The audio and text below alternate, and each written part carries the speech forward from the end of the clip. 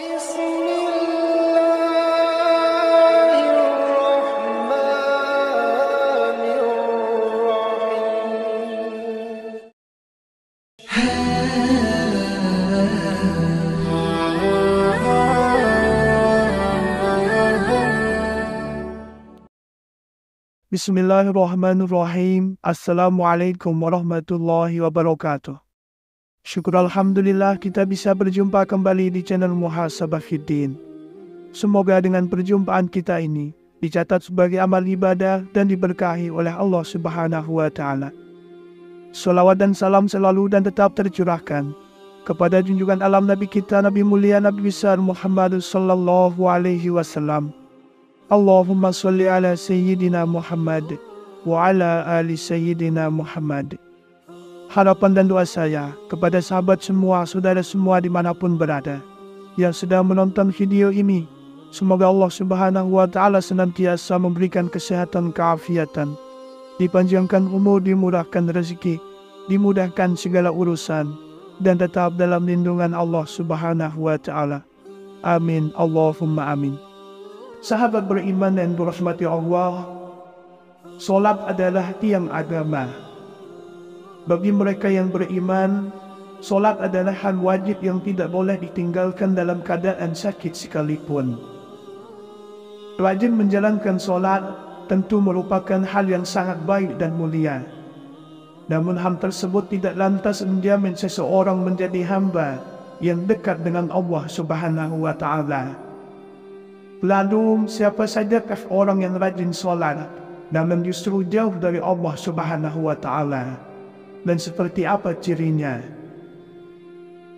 Dalam suatu hadis Rasulullah Shallallahu alaihi wasallam bersabda, sesungguhnya pertama kali yang dihisab atau ditanya diminta pertanggungjawaban dari segenap amalan seorang hamba di hari kiamat kelak merupakan solatnya. Bila solatnya baik, maka beruntunglah ia, dan bila mana solatnya rusak, sungguh kerugian menimpanya. Hadis riwayat Tirmizi. Untuk itu sangat penting bagi kita untuk rutin mendirikan solat. Namun untuk mendapatkan ridho dan surganya, tidak hanya dengan rajin menjalankan solat. Hal itu hanya dilakukan dengan penuh kesadaran, tidak sebatas sebagai rutinitas harian, serta tetap dibarengi dengan menjaga akhlak serta hubungan sesama dengan manusia, agar tidak menjauhkan kita dari Allah Subhanahu wa Ta'ala, Sang Pencipta alam semesta. Sahabat beriman yang dirahmati Allah, berikut ini adalah orang yang rajin solat namun justru jauh dari Allah Subhanahu wa Ta'ala. Yang pertama, orang yang lalai dalam solat. Pada hari kiamat nanti, ada banyak orang yang membawa solatnya kepada Allah Subhanahu wa Ta'ala. Kemudian mereka mempersembahkan solatnya kepada Allah. Lalu solatnya dilipat-lipat seperti dilipatnya pakaian yang humang. Kemudian dibantingkan ke wajah mereka. Allah tidak menerima solatnya. Bahkan ada yang celaka dengan solatnya, seperti yang terdapat dalam firman Allah Subhanahu wa Ta'ala dalam surah An-Ma'un ayat 4-5. Maka celakalah bagi orang-orang yang solat, yaitu orang-orang yang melalaikan solatnya. Rasulullah Shallallahu alaihi wasallam pernah bersabda, akan datang pada manusia umat Muhammad suatu zaman banyak orang yang merasakan dirinya solat, padahal mereka sebenarnya tidak solat. Hadis riwayat Ahmad. Perintah solat adalah untuk mengingat Allah Subhanahu wa Ta'ala. Dikatakan dalam surah An-Nisa ayat 43, sehingga kamu mengetahui akan apa yang kamu ucapkan. Oleh karena itu, dalam mengerjakan solat tidak boleh lalai. Yang dimaksud lalai adalah tidak mengetahui maksud apa yang dibaca dan apa yang dikerjakan. Apalagi jika kurang memperhatikan syarat rukun dan ketentuan-ketentuan solat lainnya, maka diperoleh hanyalah payah dan letih. Rasulullah Shallallahu alaihi wasallam bersabda, berapa banyak orang yang solat, keuntungan yang diperoleh hanyalah payah dan letih. Hadis riwayat Ibnu Majah. Jadi, meskipun merasa dirinya solat, tapi hakikatnya tidak solat, dan ia tidak akan mendapatkan hikmah Allah Subhanahu wa Ta'ala. Solatnya pun tidak menambah dekat kepada Allah, tapi justru sebaliknya. Rasulullah menegaskan, barang siapa yang solatnya tidak dapat mencegah perbuatan keji dan mungkar, maka tiada bertambah baginya kecuali semakin jauh dari Allah. Hadis riwayat Al-Ibnu Ma'badat. Yang kedua, orang yang suka menggunjing orang lain. Sahabat beriman yang dirahmati Allah, Allah Subhanahu wa Ta'ala berfirman, apakah yang memasukkan anda ke dalam syahor atau neraka?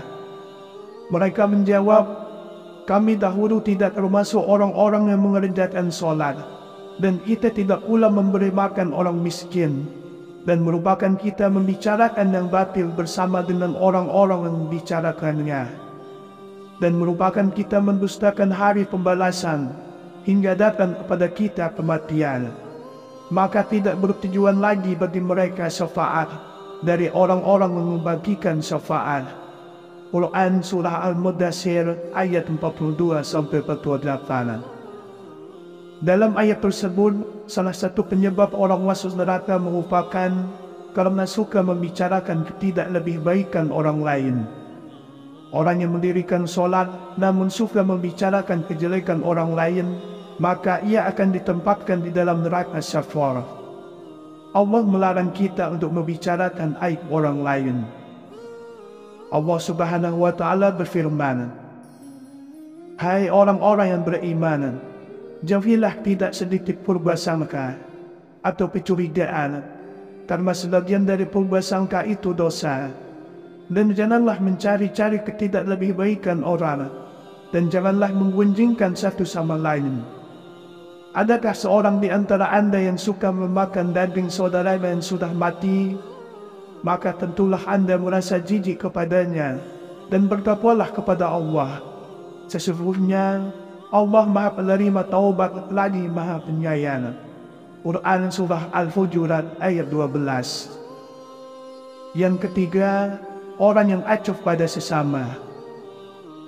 Allah Subhanahu wa Ta'ala berfirman, sesungguhnya aku hanya akan menerima solat orang-orang yang merendahkan dirinya karena kebesaranku, menahan dirinya dari hawa nafsu karena aku, yang mengisi sebagian waktu siangnya untuk berzikir kepadaku, yang melazimkan hatinya untuk takut kepadaku, yang tidak sombong terhadap makhlukku, yang memberikan makan pada orang yang lapar, yang memberikan pakaian pada orang yang telanjang, yang menyayangi orang yang terkena musibah, yang memberikan perlindungan kepada orang yang terasing.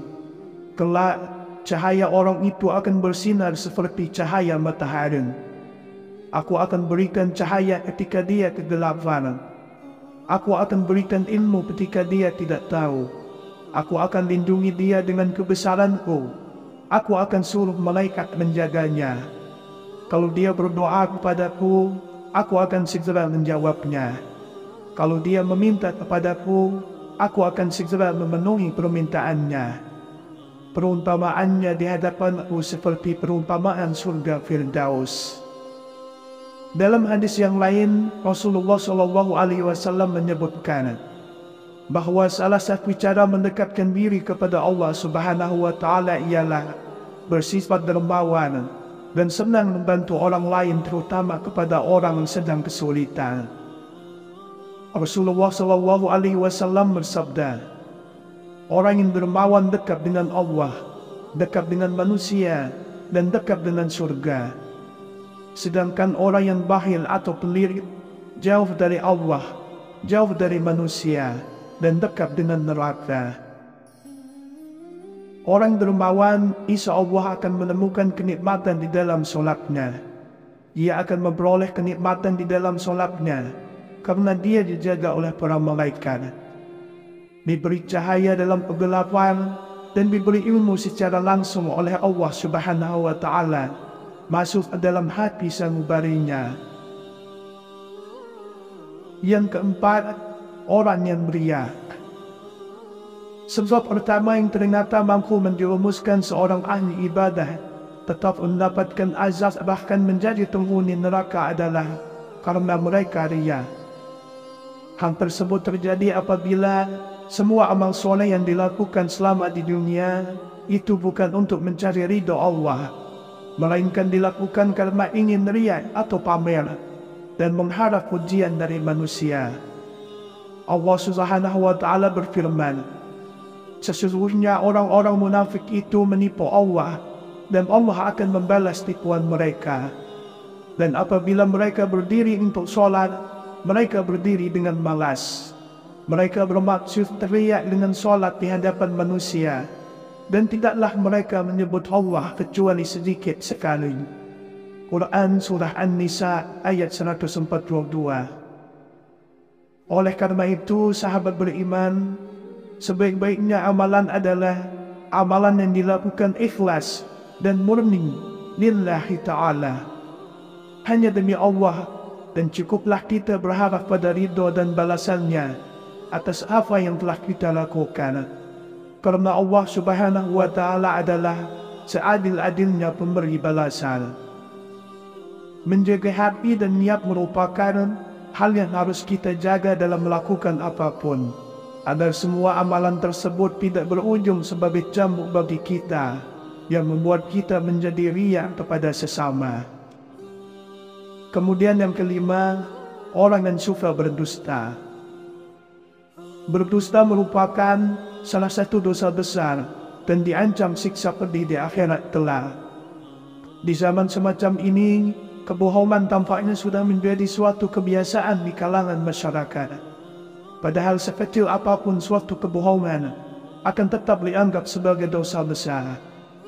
Meskipun ada seseorang yang rajin sholat dan beribadah, namun jika lisannya suka berbohong, maka sholat dan ibadahnya akan sia-sia semata, karena kebohongan itu akan menghapus amal-amalannya.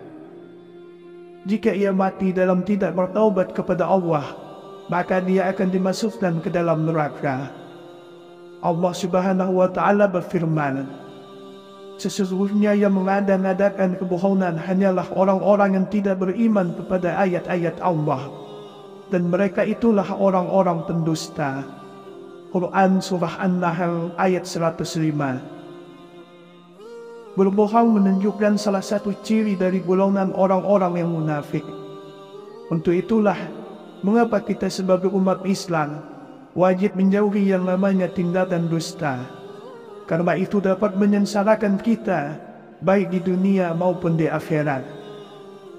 Semoga kita termasuk golongan orang-orang yang rajin sholat dan dekat dengan Allah Subhanahu wa Ta'ala.